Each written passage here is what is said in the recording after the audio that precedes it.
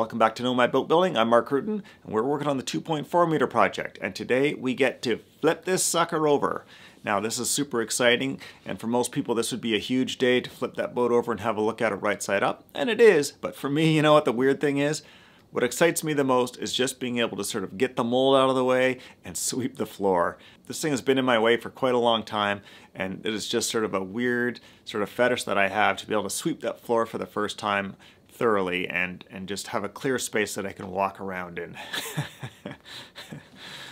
I guess that's just sort of the result of having built a whole pile of boats in my life and having a greater appreciation for the lack of boat in my space than having appreciation for the boat in my space. In the last video, we plotted out the stern profile and we marked the shear line. And I'll just use some tape to sort of lay this out and have a look at it. Boom, boom, boom, boom, boom, boom, boom, boom, boom. Just like that. Okay, well it's going to be a while before we need to use this waterline marking again. So I'm just going to pull the tape off because the longer you leave this stuff on, the more it can glue itself on permanently. And we don't need a fight later on. The layers of varnish we have on here is enough to show me where this line was, and I can always lay the tape back down again.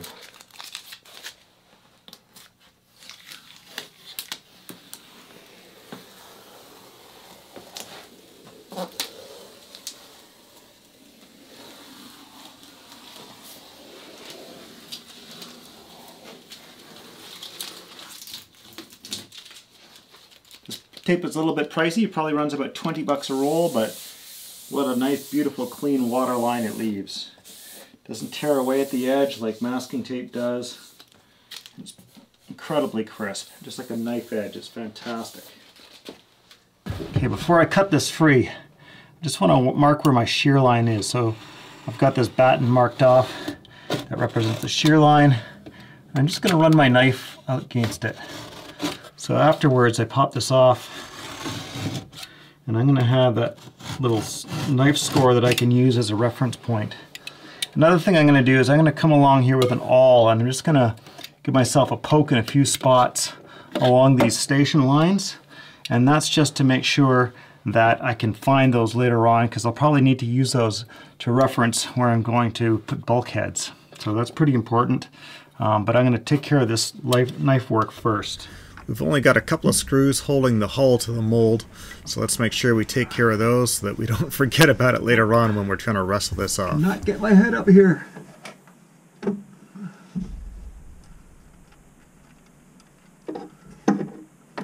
out the screw.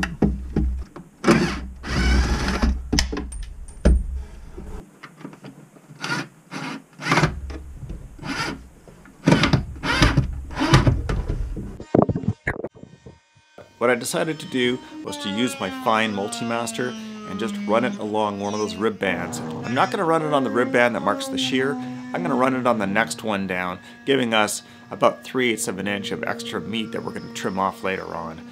And that's just so that I can dial in that shear line shape when I build my shear structure and make sure it looks really good. This has got a very subtle shear, and it's not one that I'd want to try and figure out when the boat's sitting in its upside down position.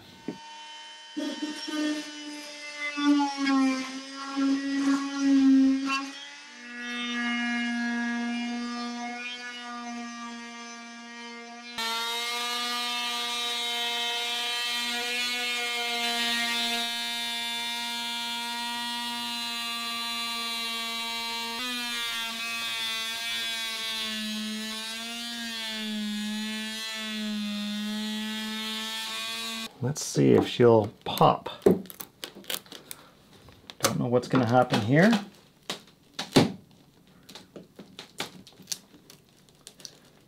Okay. That's promising. Hanging up somewhere. Hanging up somewhere in there. Okay, I'm going to have to go to the bow and try that.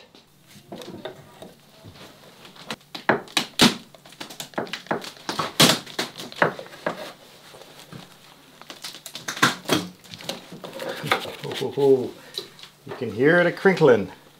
I think we've got to work it from around the edges a little bit.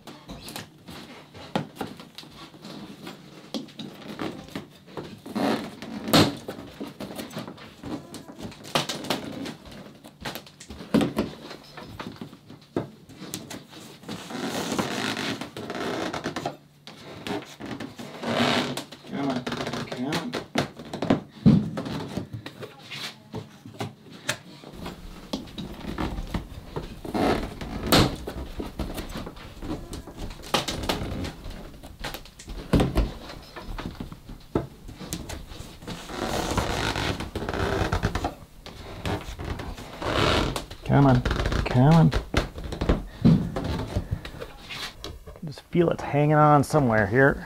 I'm sure what we got going on is just a lot of, just a lot of seams sticking to the tape underneath.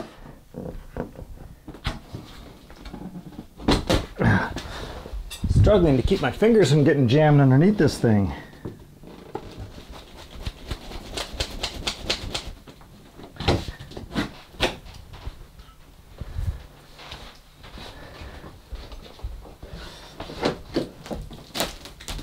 Woo! Okay, I get the front end jacked up about 3/4 of an inch. Come on. What's gonna happen is it's just gonna suddenly pop at some point and just come on.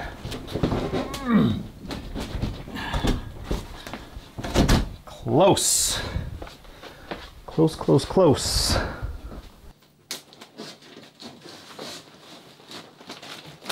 Aha! Aha! Oh, yes. Yes, yes, yes.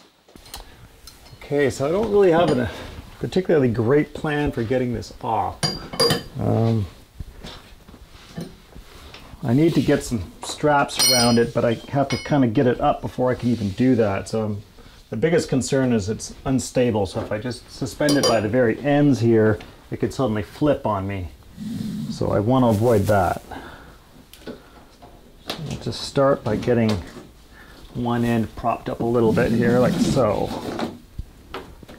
There we go.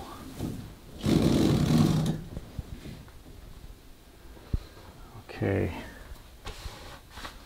All right. That's a good start.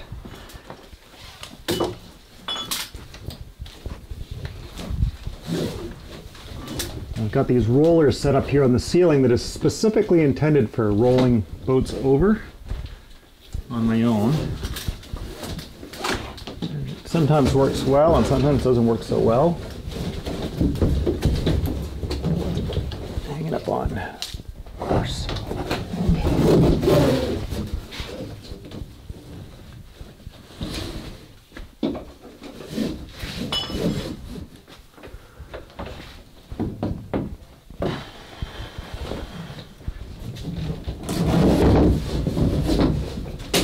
This is so very inelegant. All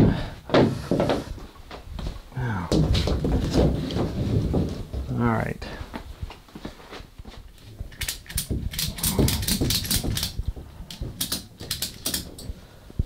Okay. That's there. Okay, so there's our first half off. Okay, this is going to want to scoot. This wants to scoot. So let's see what we can do about that.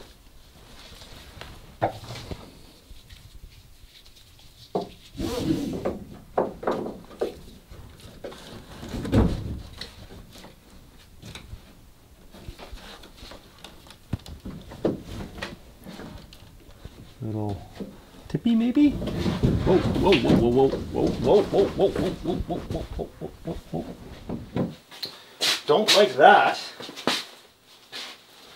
Luckily I have no shortage of dingly danglies around the shop to tie things off to. Well, there's always a shortage. There's always one that you want and you don't have it. Alright, so let's do this. Play it safe. More is better. More is more awkward, but still better.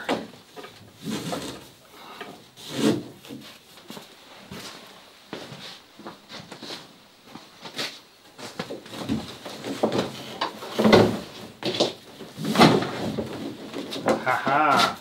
There we go. There we go. Okay, a little ticky again. For years I've wished I just had a rig that, like a track right up the middle of the shop here. A gantry that I can just lift a boat, flip it over, do whatever I need to do with it. That's so secure. All right.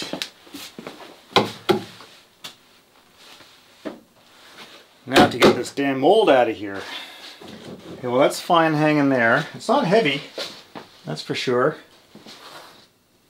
But I think what I'll do is just start taking apart the strong back, drop it down to the floor, and I can scoot it out of here. In fact, ideally I want to be able to pull the mold off of the strong back and have those as two separate items.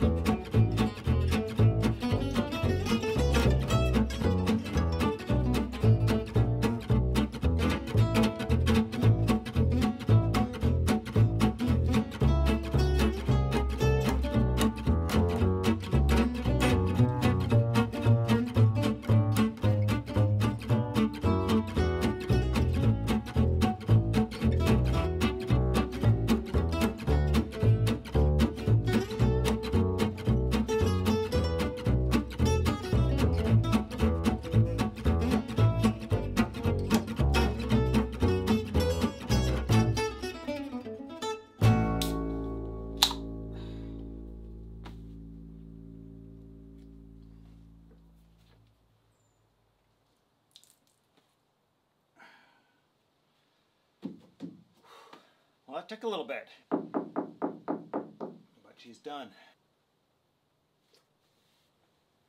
It's not as ugly on the inside as I expected, actually. A little bit of work to do, but not too bad. Alright, that's it for this episode, folks. I hope you enjoyed that. Now please join us next time when we clean up the interior and we start working on the shear structure. Now don't forget to subscribe, like, share, and all that sort of stuff. And if you can join us on Patreon, I really appreciate that too. And you can find links up in the doodaddles or down in the description. For now, I will see you later.